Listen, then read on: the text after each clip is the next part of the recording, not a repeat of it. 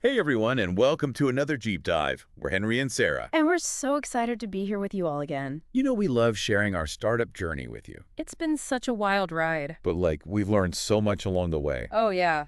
Tons of mistakes. Definitely more than a few. And bumps in the road. And we're here to share all those with you. Hopefully, so you guys can avoid making the same mistakes we did. Exactly. Learn from our experiences. So let's dive right in, shall we? Yeah. Let's talk about one that almost tripped us up big time. Building a product before you even know if anyone actually wants it. Oh, yeah.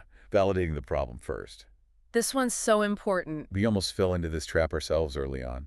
Remember that productivity app? Oh, yeah. We were obsessed with this idea. We thought it was going to be revolutionary. The next big thing. We spent weeks sketching out features, designing wireframes. Yeah, I even started writing some code.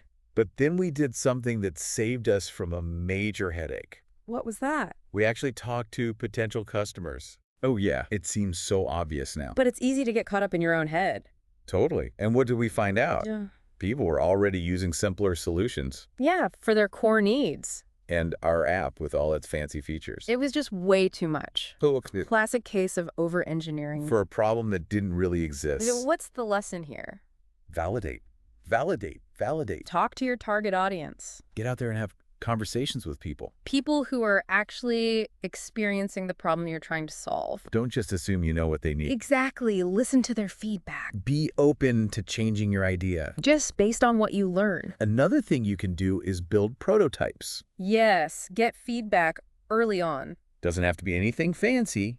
Just something tangible that people can interact with. This can save you so much time and effort down the line. It's all about testing those assumptions early. Now, speaking of getting ahead of yourself, Let's talk about the growth at all costs trap. this is a big one, It's easy to get caught up in the hype. especially in the early stages, You see those hockey stick growth charts and you think that's what we need to do. to be successful. But unchecked growth can be just as dangerous as slow growth.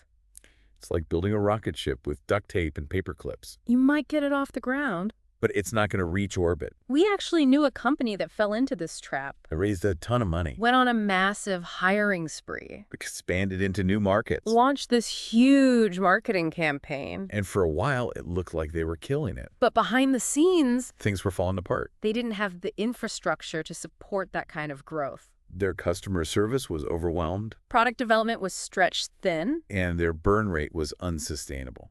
And what happened? The whole thing imploded. They had to lay off a bunch of people. Scale back their operation. It took them years to recover. So the takeaway here is sustainable growth. It's about aligning your growth with your capacity. Making sure you have the right team, the right systems, the right processes in place. To support that growth. It's not about vanity metrics or trying to keep up with the competition. It's about building a solid foundation that can weather any storm. So how do we do that? Focus on your core business. What are you really good at? What makes you unique? Double down on your strengths. And don't be afraid to say no to opportunities that don't align with your vision.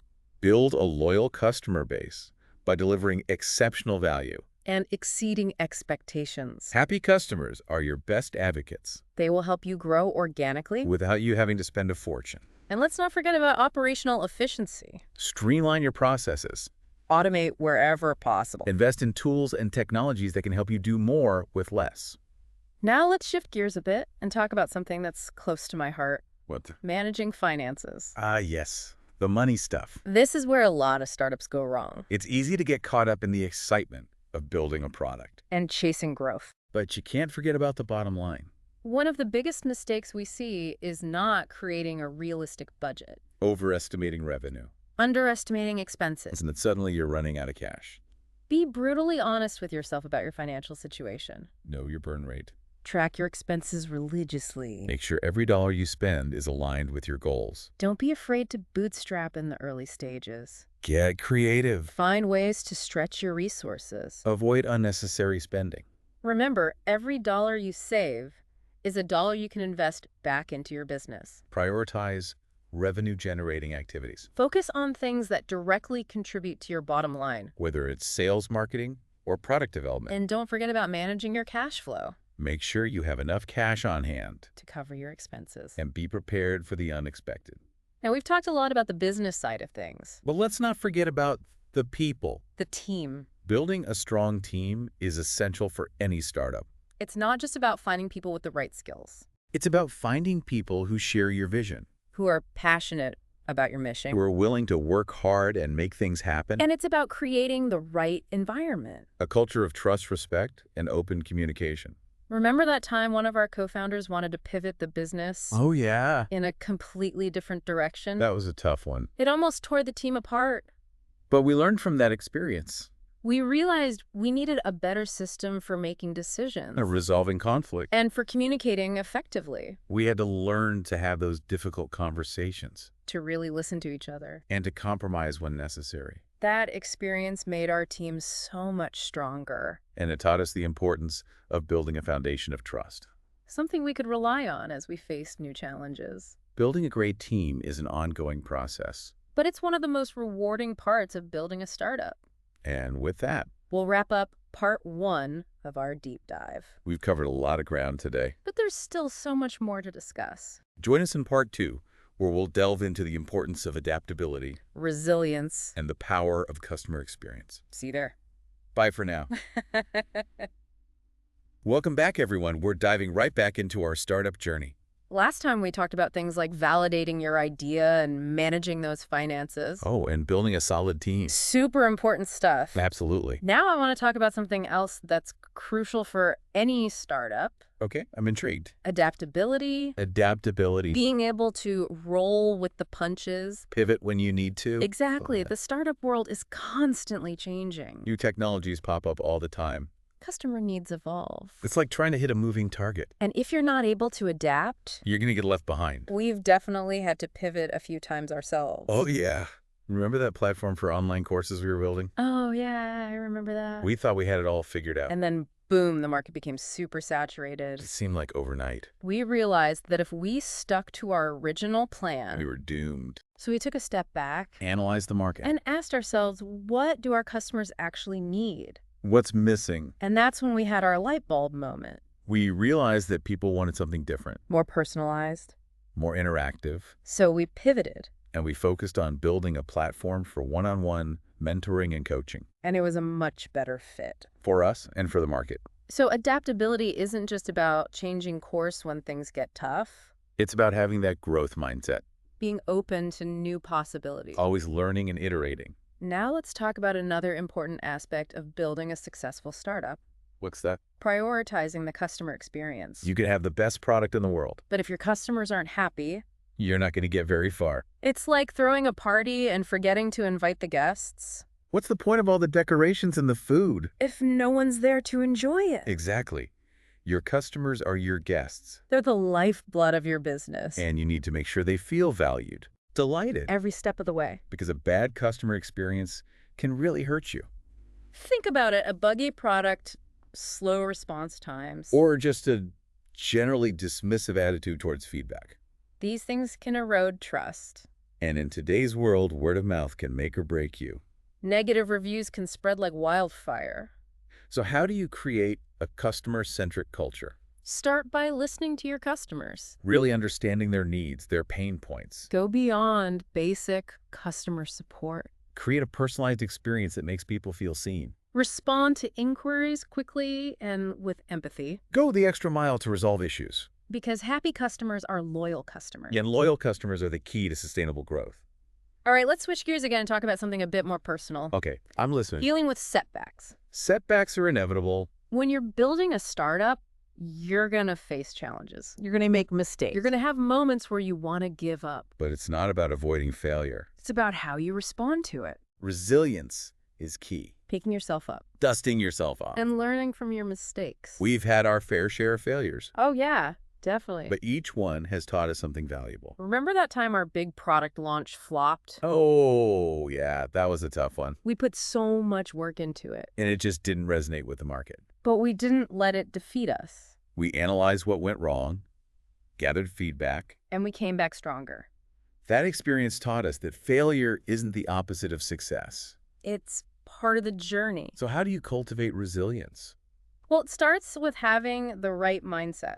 Viewing setbacks as opportunities for growth. Don't be afraid to lean on your support network. Surround yourself with mentors, advisors. Fellow entrepreneurs who've been through it. They can offer encouragement, guidance. And a fresh perspective. And remember, you don't have to go it alone. There's a whole community out there rooting for you. And finally, let's talk about something that's often overlooked. Founder burnout. Oh, yeah, this is a real thing. The pressure, the long hours, the constant hustle. It can take a toll on you. It's like running a marathon without ever stopping to rest. You hit a wall and everything falls apart. And the thing about burnout is that it sneaks up on you. You start making bad decisions, your creativity suffers. And you lose that passion that drove you in the first place. We've both been there. And it's not a fun place to be. So how do you prevent burnout? Self-care is crucial. Make time for things that recharge you.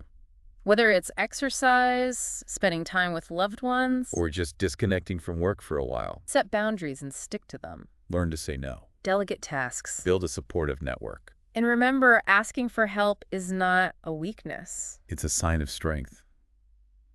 All right, that wraps up part 2 of our deep dive into the startup world, Stay tuned for our final part where we'll tie everything together. and share some actionable tips for building a thriving business. See you there. And we're back for the final part of our deep dive. It's been quite a journey, hasn't it? It has. We've covered so much ground, from validating your idea to building a resilient team. And let's not forget about adapting to those ever-changing market conditions. Absolutely. And now it's time to tie everything together. So what are the key takeaways? What have we learned from all these experiences, both the successes and the failures?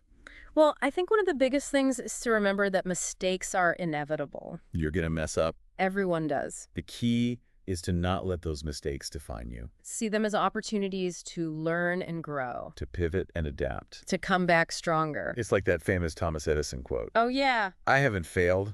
I've just found 10,000 ways that won't work. Exactly. So embrace the challenges and never give up on your dreams. And remember, building a startup is a marathon, not a sprint. Pace yourself. Celebrate those small wins. And don't be afraid to ask for help when you need it. Speaking of help, one of the best things you can do is build a strong network. Surround yourself with mentors, advisors, other entrepreneurs. People who've been there and done that. They can offer guidance, support, and a fresh perspective. Think of it like your own personal board of directors. People you can bounce ideas off of. People who can help you stay on track. And remember, building a successful startup isn't just about the product. It's about building a company that people love to work for. A brand that resonates with customers. A culture that fosters innovation and growth. Prioritize your team's well-being, listen to your customers, and stay true to your values. Those are the ingredients that will help you build a business that makes a real difference in the world. We've shared a lot with you today. We hope you found these insights helpful. And as we wrap up this deep dive, we want to leave you with one final thought. What's one potential pitfall you see in your own startup journey? And how can you proactively address it? Take some time to reflect on this. And remember, we're always here to support you along the way. Thanks for joining us. Keep innovating, keep hustling, and keep building those amazing companies.